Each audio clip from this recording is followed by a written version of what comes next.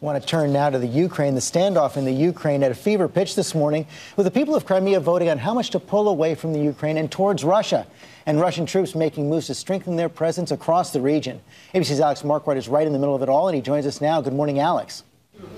Good morning, George. Voters have been coming to polling stations like this one across Crimea all day. There is little suspense in this historic vote. Crimeans, those who aren't boycotting, expected to vote overwhelmingly in favor of joining Russia. Amid new fears, President Putin is looking to expand his grip in Ukraine.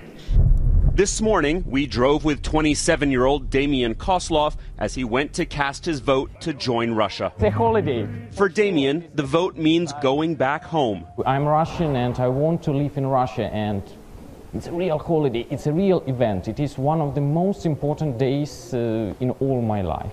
The process was simple and quick, the voters quiet but determined. So how does it feel? Yeah, we are going to Russia.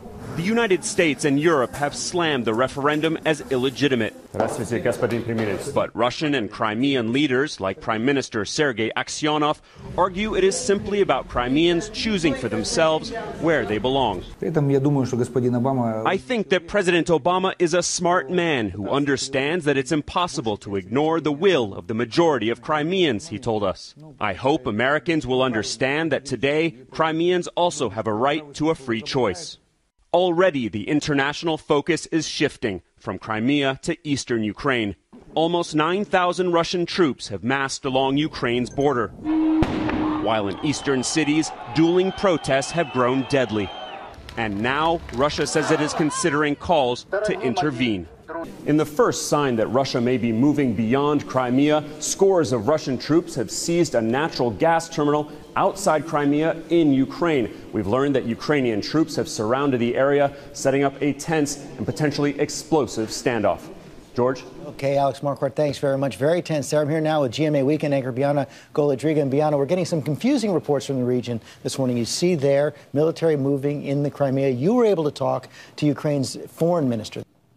That's right. I did speak with the foreign minister, and he's hopeful but not very optimistic that this will be resolved peacefully. But I started the interview by asking him about whether or not that gas plant was seized.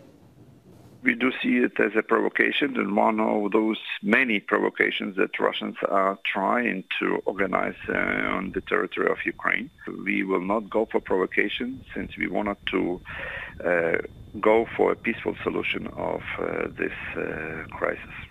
And your ministry actually issued a statement saying that Ukraine reserved the right to use all necessary means to stop a military invasion by Russia. Do you have the military to back up that statement?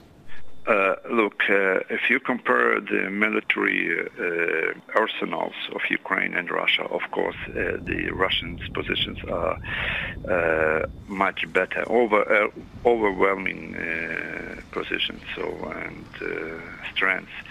But however, what we have on Ukrainian side, something that is very important in confrontations, and this is that all the nation is proud of, is the spirit of Ukrainian people.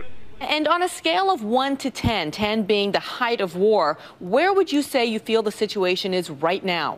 Quite high.